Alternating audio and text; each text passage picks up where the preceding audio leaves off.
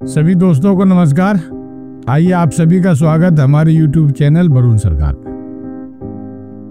दोस्तों, आप सभी जानते हैं कि हमारे बिहार में विधानसभा का चुनाव है और चुनाव में सभी पार्टियां अपनी जोर शोर से तैयारी में लगे पड़े। इसी चुनावी तैयारी के बीच हमारे पूर्व उप मुख्यमंत्री तेजस्वी यादव जी, जो गरीबों के बीच में अपना कुछ योजना रखते हुए उन्होंने ये घोषणा किया कि अगर हमारी सरकार बनती है तो सरकार बनने के 20 घंटे के अंदर एक विशेष अधिनियम लाऊंगा और उस अधिनियम के तहत बिहार के हर एक घर में एक सरकारी नौकरी दूंगा। बिहार के हर एक घर में एक सरकारी नौकरी दूंगा। हाँ, एक छोटा सा उनका शर्त था कि मैं उस घर को सरकारी नौकरी दूंगा जिस घर में एक भी सरकारी नौकरी नहीं है। ये सरकारी नौकरी हर घर में मिलेगा जिनके घर में सरकारी नौकरी नहीं है। और इस काम को भी मैं जो पूरा करने जा रहा हूं, यानी सभी को नौकरी देने का जो योजना है हमारी, मात्र 20 महीने के अंदर हम सभी को सरकारी नौकरी दे देंगे। अब दोस्तों, इसमें थोड़ा सा चर्चा कर ले। नौकरी कितने को देने पड़ेंगे इनको? तो 2,56,000 घर ऐसे हैं जिसमें एक भी सरकारी नौकरी बिहार में नहीं है। 2,56,000 घर बिहार में ऐसे हैं जिनमें एक भी सरकारी नौकरी नहीं है। इसका मतलब हो गया 2 करोड़ 56 लाख घर है। 2 करोड़ 56 लाख घर ऐसे हैं जिसमें सरकारी नौकरी नहीं है। इसका मतलब ये हुआ कि 2 करोड़ 56 लाख नौकरियां इनको 20 महीने के अंदर में देना होगा, इनके हिसाब से, इनके घोषणा के हिसाब से। अब आइए थोड़ी सी आगे की चर्चा कर लेते हैं। बिहार में अभी तक लगभग 23 मुख्यमंत्री नए चेहरे के साथ बने या एक ही मुख्यमंत्री 2 बार 3 बार 4 बार रहे, सब मिलाकर के 23 बार मुख्यमंत्री का पद खाली हुआ और भरा गया। उन 23 मुख्यमंत्री के कार्यकाल में अभी तक बड़ा कार्यकाल जो रहा हमारे लालू यादव जी के पास रहा और नीतीश कुमार जी के पास रहा। तो लालू यादव जी के कार्यकाल में 1990 से लेकर के 2005 के बीच जो हमने जांच पड़ताल करके निकाला, तो मात्र 95,000 नौकरियां दी गई। उस 95,000 नौकरियां में सरकारी नौकरी, उसमें रोजगार भी शामिल है। जो सरकारी नौकरी नहीं है, यानी सरकारी नौकरी अब प्लस रोजगार मिल करके वो अपने पूरे कार्यकाल में 95,000 रोजगार सहित सरकारी नौकरियां दी है।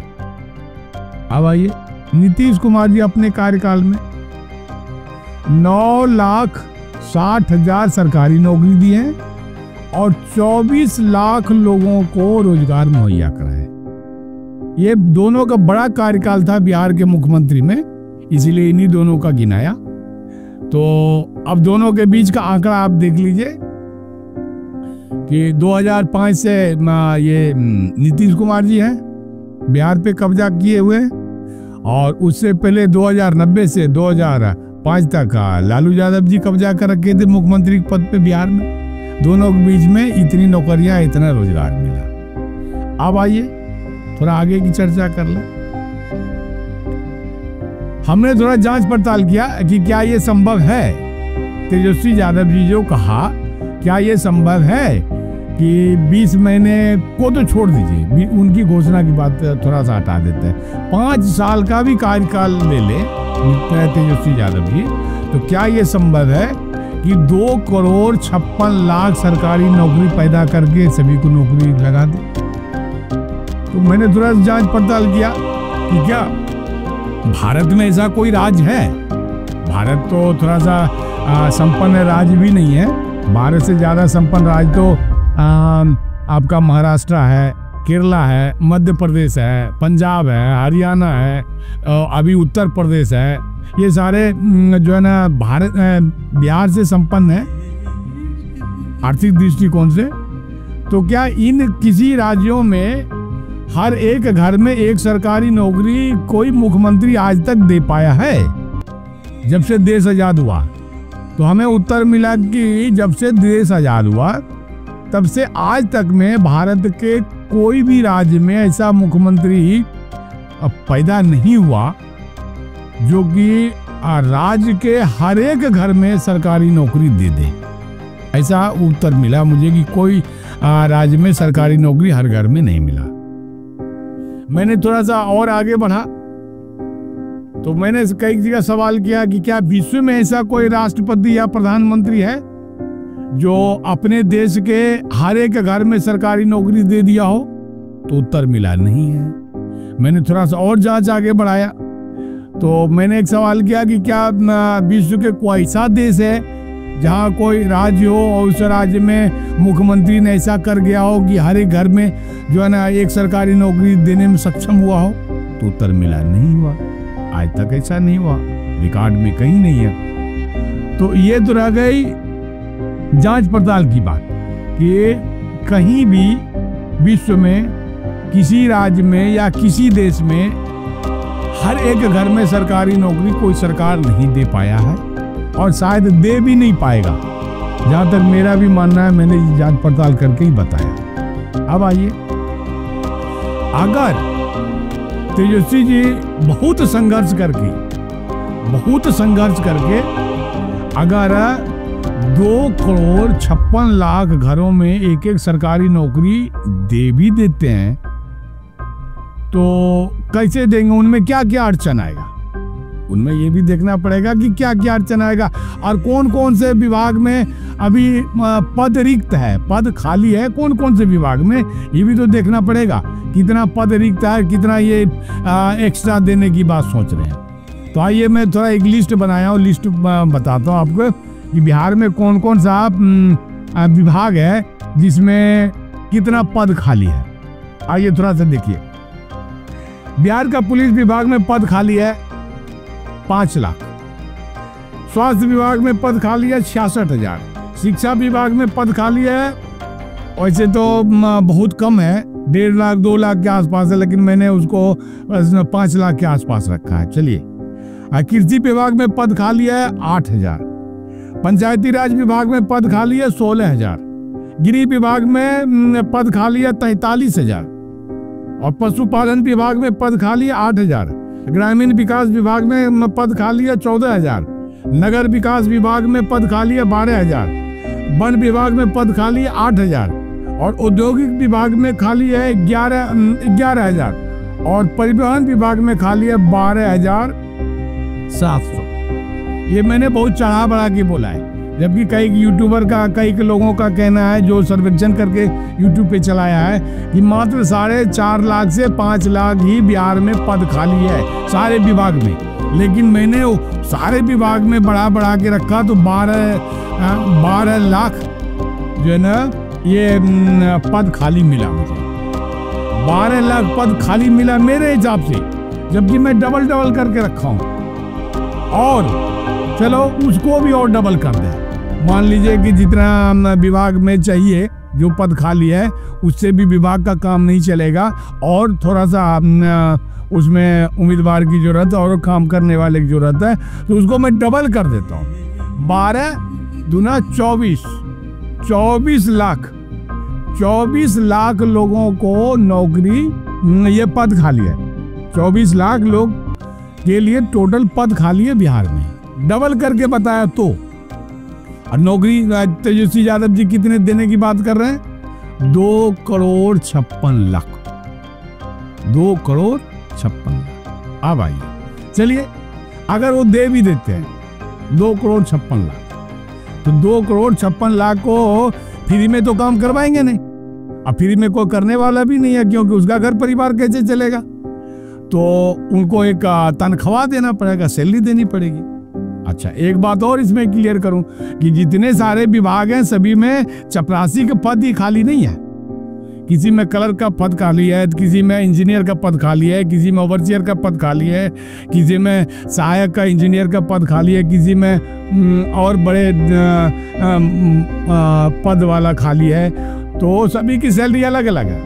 लेकिन अगर सभी की सैलरी एक आधार पे रख लें 25,000, जो 4th ग्रेड की सैलरी है, तनख्वाह है, 25,000 रख लेते हैं, 2,56,00,000 लोगों को जो सैलरी मिलेगा मात्र 25,000 मिलेगा। इंजीनियर को भी, ओवरसियर को भी, कलर को भी, और उससे बड़े बड़े जो है एग्जीक्यूटिव अभियंता को भी, प्रोफेसर को भी, और लेक्चरर को भी, टीचर को भी, सभी को मिला के मात्र 25,000 रुपये सैलरी पर हेड रख देते हैं। तो उनका सालाना खर्च कितने आता है जानते हैं? 7.5 लाख करोड़ सालाना जो इन लोगों को तनख्वाह दिया जाएगा। 2,56,00,000 लोगों को उनका तनख्वाह सालाना जो बैठता है 7.5 लाख करोड़। अब आइए, 7.5 लाख करोड़ का इनको तनख्वाह देना पड़ेगा। और बिहार चलाने के लिए, थोड़ा एक गंभीर बात देखिए, बिहार चलाने के लिए, बिहार का पूरे बिहार को चलाने के लिए, पूरे विभाग को चलाने के लिए, उसमें और कई जन कल्याण नीति भी हैं जो उस विभाग में नहीं है, उस सब को चलाने के लिए मात्र बिहार का बजट जो बनता है 1 साल का 3 लाख हो, तो 3 लाख करोड़ बजट ही बनता है बिहार का। और 7.5 लाख करोड़ तेजस्वी सरकार को जो है ना पेमेंट देना पड़ेगा वेतन के रूप में 1 साल में। ये 4.5 लाख करोड़ कहां से आएगा? 3 लाख करोड़ का ही तो बजट है, तो 4.5 लाख करोड़ कहां से आएगा? अब अगर 4.5 लाख करोड़ तेजस्वी जी अगर ये बताते कि मैं इस मद से लाऊंगा, इतना उद्योग यहाँ लगाऊंगा, या लगा रखा हूँ, या लगाने जा रहा हूँ, रेलवे का ये जो है ना विभाग का यहाँ पे काम चालू करवा रहा हूँ, या फिर और कोई योजना बता दे जिससे कि पैसा की आमदनी बढ़ाई जाए, बजट बढ़ाया जाए, तो उस पर उन्होंने कोई फोकस नहीं किया, ना बताया, ना कोई विजन था उनका सिर्फ ये कहना था कि मैं 2,56,00,000 लोगों को नौकरी दूंगा। तो मेरे हिसाब से तो ये विजनलेस है, यानी कि इसका कोई तार्किक का सार्थकता नहीं है। कहीं से कहीं भी कुछ भी बोल जाना, कहीं से कहीं कुछ भी जो है ना जनता को बरगलाने की बात करना, ये जनता को बरगलाने वाली बात है। और क्या हो सकता है? आप भी अंदाज़ा लगाइए, कोई भी अंदाज़ा लगा सकता है कि बजट से ज़्यादा अगर सैलरी ही देना पड़ जाए, उसके बाद में और कैसे बहुत सारे ऐसे डिपार्टमेंट है जिसको इस विभाग में जोड़ा ही नहीं गया, जो मैंने लिस्ट बताया आपको, तो उस सबका खर्चा कहाँ से चलेगा? सामाजिक जन कल्याण में जो कई का मद है वो खर्चा कहाँ से चलेगा? चलिए, इन्हीं की बात को, तेजस्वी जी की बात को एक पत्रकार ने कांग्रेस के वरिष्ठ नेता से बिहार में पूछ लिया। तेज तरार कांग्रेस के नेता पप्पू यादव जी से ये पूछ लिया कि पप्पू यादव जी ये बताइए कि बिहार में भावी मुख्यमंत्री, आप लोगों का महागठबंधन का भावी मुख्यमंत्री तेजस्वी प्रसाद यादव जी ये कह रहे हैं कि 2,56,00,000 लोगों को सरकारी नौकरी दूंगा, मेरी सरकार बनती है, तो इस पे आपका क्या कहना है?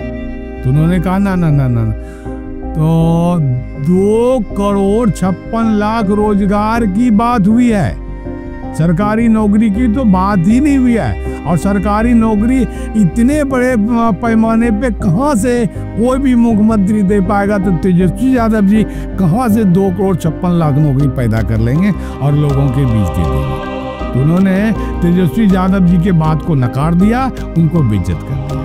अब आ गया एक राजस्थान के पूर्व मुख्यमंत्री अशोक गहलोत जी बिहार में हैं, उनसे पत्रकार ने पूछा कि आपके घटक दल जो है तेजस्वी प्रसाद यादव जी, उनका कहना है कि हर घर में नौकरी दूंगा और 2,56,00,000 को सरकारी नौकरी दूंगा। तो इस पे आपका क्या कहना है? कहा देखिए मैं इस पे कुछ नहीं बोलूंगा, जो सही बातें होगी चुनावी घोषणा पत्र जब मेरा आएगा तो उसमें मैं बताऊंगा कि मैं क्या करने जा रहा हूं मेरी सरकार बनने के बाद। तो ये नहीं कहने का मतलब ये हुआ कि कांग्रेस मुख्य घटक दल है तेजस्वी यादव जी की पार्टी का, उन्होंने सिरे से खारिज कर दिया और बाकी कोई पार्टी से कुछ पूछा जाता है तो बताता ही नहीं। तेज प्रताप जी जो तेजस्वी जी का बड़ा भाई है, उनसे पूछा गया कि आपके भाई तेजस्वी जी ने ये घोषणा कर रखी है सरकारी नौकरी के बारे में, आपका क्या कहना है? तो तेज प्रताप जी ने कहा वो तो मुख्यमंत्री ही नहीं बन रहे हैं, तो आगे की बात मेरे से क्यों करते हैं? उन्होंने तो मुख्यमंत्री बनने से इनकार कर दिया। तो ये सारी बातें अभी चुनावी मुद्दा, चुनावी छलावा के रूप में आ रहा है। मेरे दोस्तों, आपको ये समझना पड़ेगा, आपको ये जानना पड़ेगा जब 15 साल के कार्यकाल में 95,000 रोजगार सहित सरकारी नौकरी कोई पार्टी दे पा रहा है और उसी पार्टी का लोग अगर ये कहे कि मैं 2,56,00,000 20 महीने में सरकारी नौकरी दे दूंगा, ये छलावा नहीं है, ये धोखा नहीं है जनता के साथ, तो ये और क्या है? तो ये आप जरा इस पे गौर करेंगे, विचार करेंगे और जो अच्छा लगे उसको वोट देंगे आप। मैं किसी को ये नहीं कहता उस पार्टी को वोट देंगे, अवलोकन करना आपका काम है।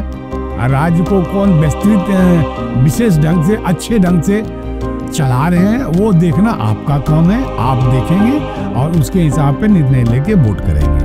दोस्तों, अगर ये वीडियो अच्छा लगा हो तो लाइक कर देंगे और आप लोग सब्सक्राइब नहीं कर पाते हैं, सब्सक्राइब कर देंगे, थोड़ा मेरा भी मनोबल बढ़ेगा, तो इसलिए सब्सक्राइब कर देंगे। जय हिंद।